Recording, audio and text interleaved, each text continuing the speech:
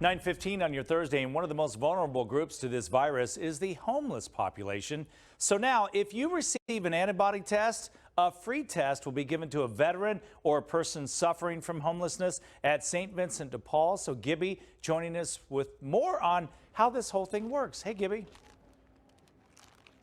Hey there, Scott. You know what? A good friend of ours, Nick Lowery, who's, giving back to the community so much, he's teaming up with the St. Vincent de Paul. And, they help out on a daily basis when it comes to homeless here in the Valley. And we know they are often forgot about. And when you think about it, they group up in huge groups a lot of times, Nick. And the problem is they're walking around, maybe they've been they've been sick or not been sick. I just spoke with Jerry, who's with the St. Vincent. He said, luckily, none of their staff or the folks who have come in here have contracted the virus.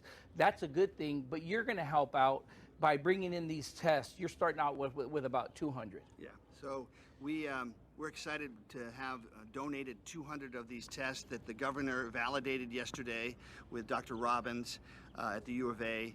It's a pinprick test, a little bit like a pregnancy test, but we're really excited because this sends such a powerful message that the homeless are important and they're the most vulnerable community here. It's also a 10-minute test, so it's very efficient. We're going to start on Tuesday at St. Vincent de Paul's Ozanam Center with the elderly population there, or people over 50. But we're really excited because these tests are efficient. They're 92% accurate, which is a lot better than the previous tests.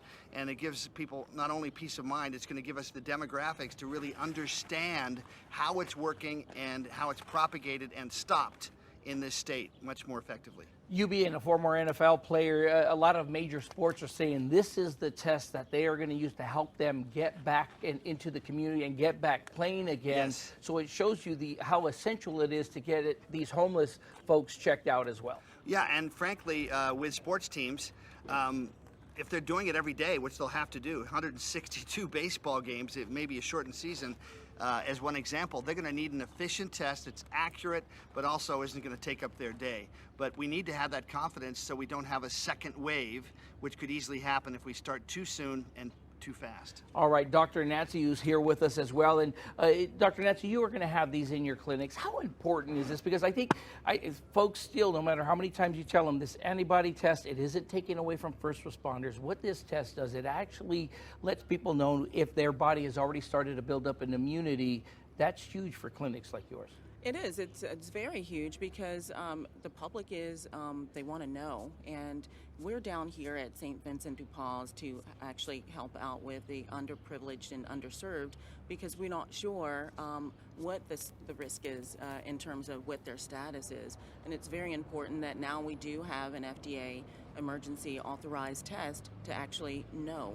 All right, and as I wrap up here, would you show them what the test looks like, what the little container looks like when you open it up? Because it's a quick little prick of the finger. After that, they take that test of the blood.